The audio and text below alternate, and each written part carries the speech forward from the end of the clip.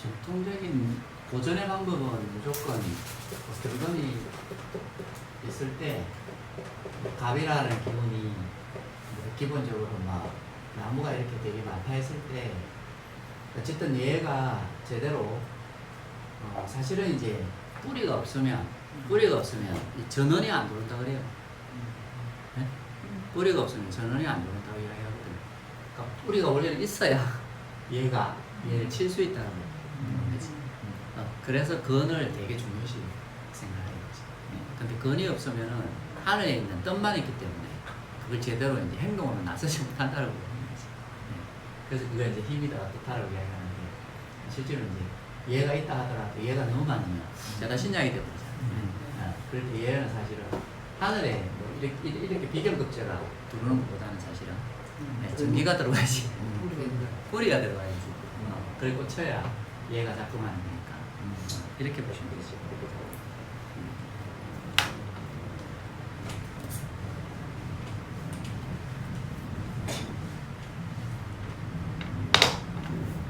사주에 하여튼 내 말고 일간 말고 내 말고 뭔가 하여튼 비겁이 하나 좀 있어줘야 그걸 쓸 수가 있지. 그걸 내 혼자 따 있는 사람들은 내가 직접 다 해야 되니까 그 약하다는 이야기밖에 안 돼. 활용할 사람이 하나 있어야 돼. 일단 갑목 두 개가 이렇게 붙인 거지. 얘는 이고 그냥 이해하기 쉽게 하려고 그러면 이걸 우리가 인신충이라고 많이 이야기하지. 그죠? 하늘에 그대 딸을 내렸으니까. 얘는 올라가려고 하는 게 얘는 내려가려고 하는 게 올라가려고 하는 게 내려오는 두 개가 충돌하는 거지. 여기 딱 있는 거지. 그래서 갑정이 있을 때 정화가 있어 갑목으로부터 생을 받아 화기를 왕성하게 하여 경금을 재련함이 제일 길하여 귀격이면 일단 기본적으로 경금이 있다. 금 입장에서는 무조건 정화라는 자기를 녹여주는 기분이 좋다라고 봤고, 그 다음에 이 정화에 이 불이 있을 때 얘를 살려줄 수 있는 장작이 들어오면 일단 사주상에서는 얘는 정관이 되는 거죠. 그러니까 이 경금이 좋은 관의 형태로 나라 일을 할 수 있다라고 본 거겠지. 요 개념을 기본적으로 되게 좋은 구조다. 좋은 글자의 어떤 배열이다. 이렇게 보는 거죠. 근데 만일 이때 개수가 투과하면, 만약 사주에 개수라는 게 딱 와버리면, 얘 경금 입장에서는 얘가 상관이 되는 거고, 그죠? 상관이 되는 거고, 얘 상관은 얘를 끄떡일 수 있다고 보는 거지. 그러니까 개수는 매우 안 좋은 형태가 만들어버린다는 거예요. 그래서 비가 와서 정화의 불길을 꺼버리고 경금을 녹슬게 하는 계기로 게으르고 쓸모없이 살아가는 계기다. 만약에 기본적으로 이런 구조가 있어서 이 정화를 잘 사용하고 있다가 운에서 개수가 왔을 때 기본적으로 이 사람이 이 관이 명예가 추락할 수도 있겠지. 이런 구조고, 만약 그게 아니라 여기에 만약 그게 아예 없고 정화가 아예 올 수 없는 얘를 가지고 있다. 이래 되면 불을 향해서 보는 게 아니라 금생수 수생 목으로 이 사람은 돈을 보는 거지. 돈을 보는 형태를 만들어야 되겠지. 자기 어떤 비상한 머리를 어쨌든 재물의 형태를 쫓아서 기본적으로 하려고 하겠지. 그러니까 당연히 뭐 관의 형태는 아니니까. 그리고 이제 얘가 이제 옆에 뭐 있냐에 따라서 자기 활용하는 형태가 다르다고 보면 되는 거죠. 그렇잖아요. 그렇죠? 그래서 예를 들어서 이 사람이 만약 정화를 그냥 이게 예를 들어서 여자다 하자. 여자다 같으면 이 사람은 어쨌든 불이 없어. 그러면 이 사람은 내 옆에 배우자가 있는 것보다도 내가 일해가지고 돈 많이 벌어서, 그죠? 여행 다니고, 명품으로, 그죠? 즐거운 세상을 살면 더 좋다? 라고 할 수도 있는 거죠. 네. 근데 만약에 한 60년 전이다. 네. 아주 있을 수 없는 여자죠. 그죠? 세상에 태어나지 말아야 되겠죠. 맞잖아. 태어났으면 당연히 아들을 턱 안겨주고 자기는 죽어야지. 꽃간 열쇠를 넘겨주고. 근데 그래 하지 않고 지금 시대에는 이 이야기는 아닌 거죠. 이거는 그냥 방향성입니다. 그래서 이게 맞다 안 맞다기보다 이렇게 이해하시면 근데 이제 뭐 이걸 예를 들어서 굳이 상관이라고 이야기하는 데는 일단 우리가 그러면 경검이 있는데 식신이라는 거 상관이라는 게 있다죠. 그럼 이 방법과 이 방법이 있어. 예의 돈을 만들어야 돼. 식신이라는 것은 어쨌든 문에서는 예물은 있는 그대로의 형태인데 그거 아니야. 얘는 아까처럼 예를 들어 얘가 녹슬 수 있지. 녹슬 수 있는 방법인 형태. 그죠? 뭐 쉽게 하면 사회에서 불법적인 행위를 할 수도 있는 거고. 그래서 재물을 많이 모아. 이 둘 중에 얘는 보통이고 얘는 이걸 활용해가지고 많은 돈을 벌었다. 솔직히 뭐 어느 게 좋은지 다 모르겠다.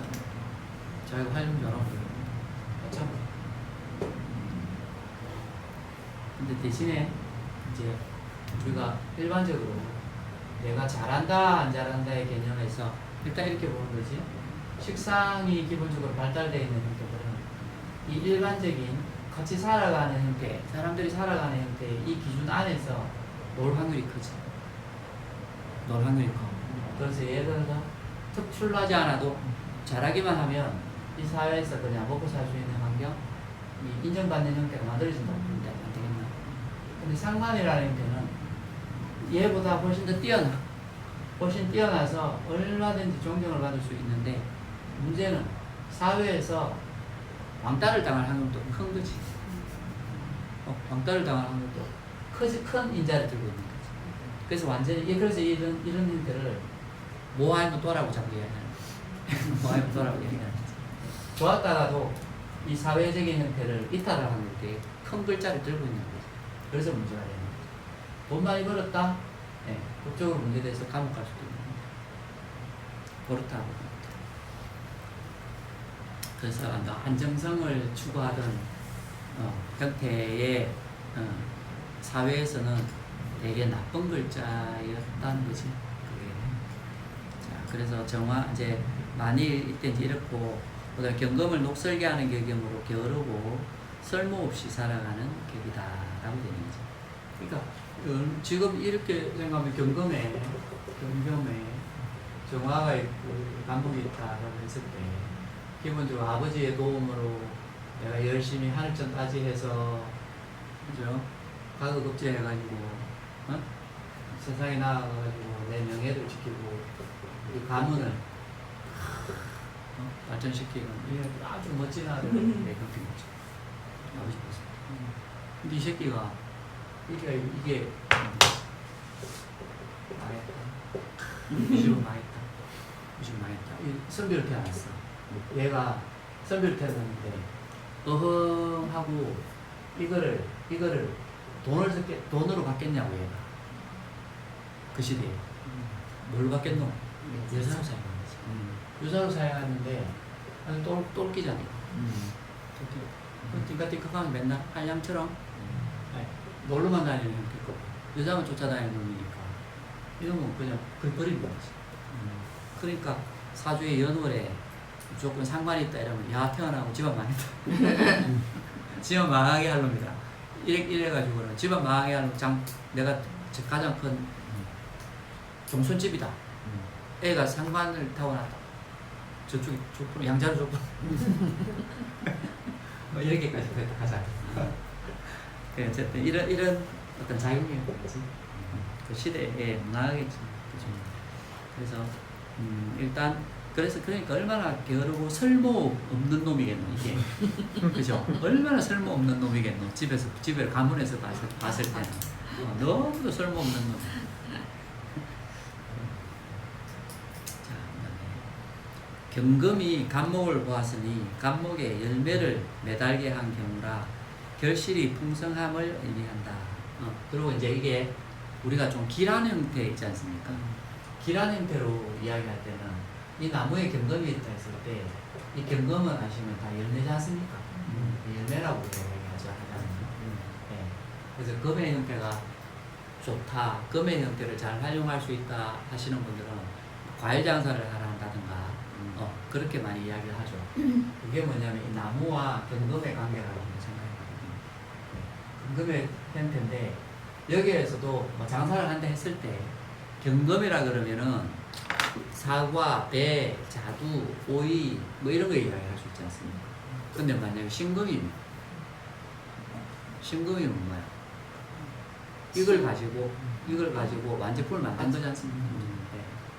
꽃감이 될 수 있고, 건포도가 될 수 있고, 그래서 그다음에 반찬 장사가 될 수 있고, 이런 거죠.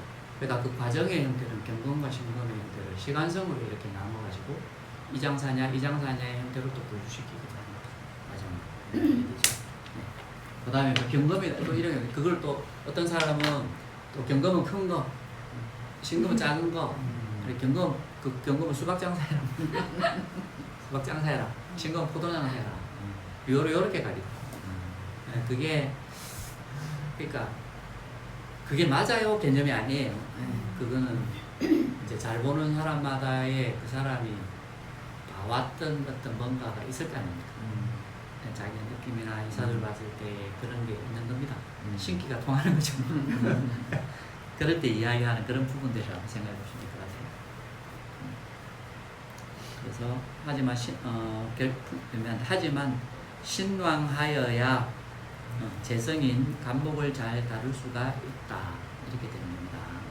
어쨌든 만약에 뭐 경금인데 나무가 있는데 나무가 너무 많아, 제다신약이야. 그러면 뭐 나무에 뭐 여한 2개, 사과 2개 달리고 여한 2개 달리고 이거밖에 안 되는 거예요. 신약이니까. 봄철에는 경금이 약하고 간목이 강한 계절이므로 제다신약이 되어 토와 금을 용신으로 한다. 이건 이제 신강약의 논리죠. 신강약의 논리입니다. 경금이라 하면 일단 인묘진에 태어났다 이러면 경금 입장에서는 여기는 봄이고 여기는 가을이잖아요. 그러니까 완전 반대 방향이죠. 태양이 태자 주 겨울이다라는 거 똑같죠.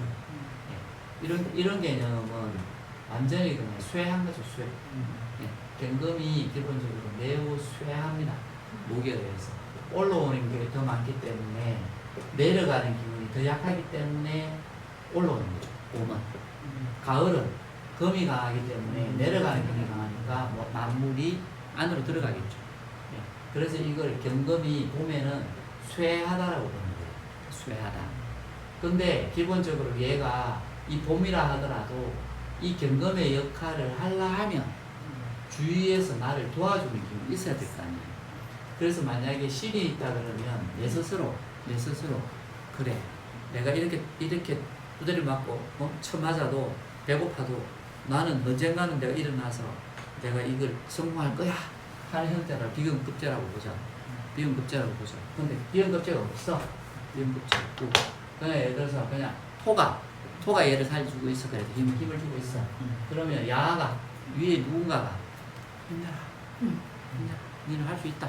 그러니까 야는 막 이래가 그죠? 옆에서 계속 살려주니까 스님한테 찾아가가지고 스님이 계속 그래도 힘이 있다 하고 이러니까 이렇게 있다가 스님 한마디 이야기 들으면 또 좀 힘났다가 이게 인생이에요. 그러니까 이렇게 살려줄 수 있는